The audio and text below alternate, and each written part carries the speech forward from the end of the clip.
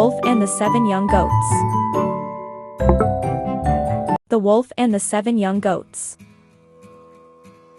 Once upon a time there was an old goat who had 7 little kids and loved them. One day, wanting to go to the woods to prepare dinner, she called her 7 little children and said to them,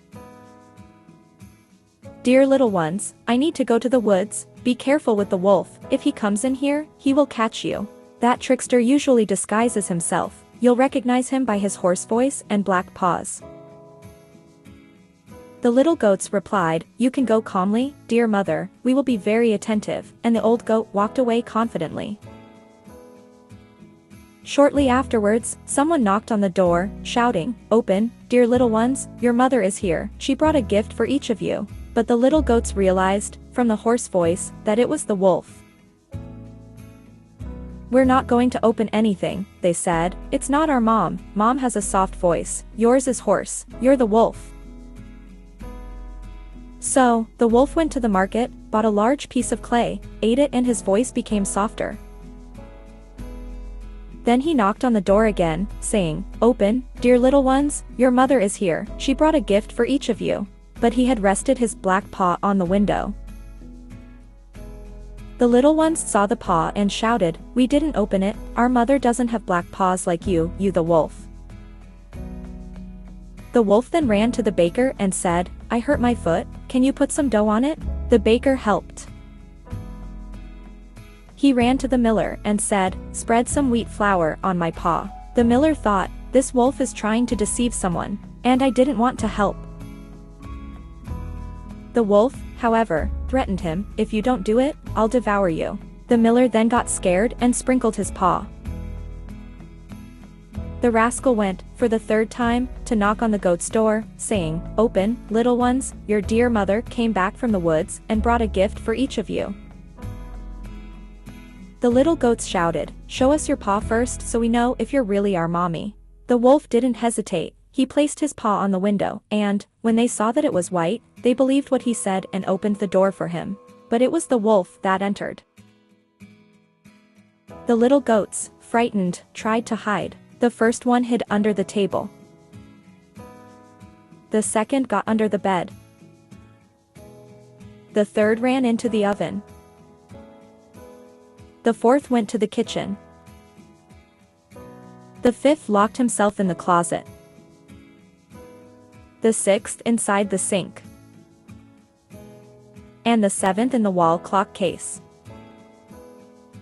But the wolf found them, ate all the food in the house, and took all the kids in a cage.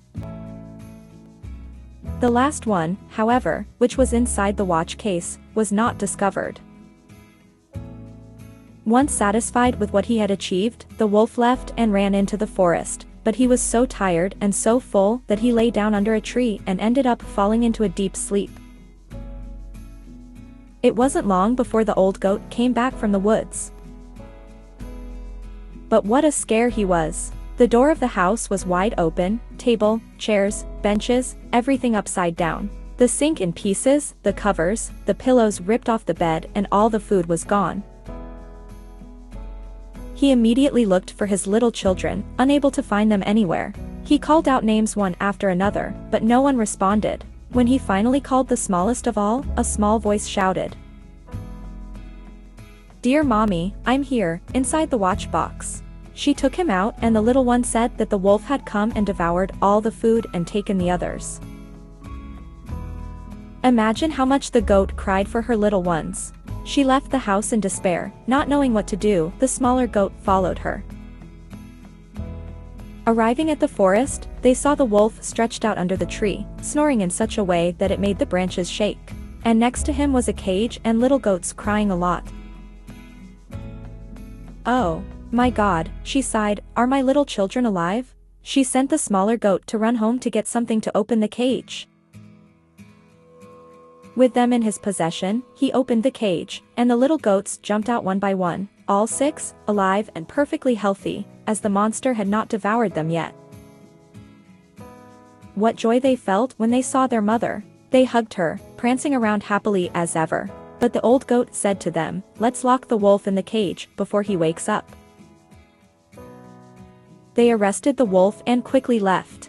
They returned to their home happy and bouncy because they got rid of the trickster wolf.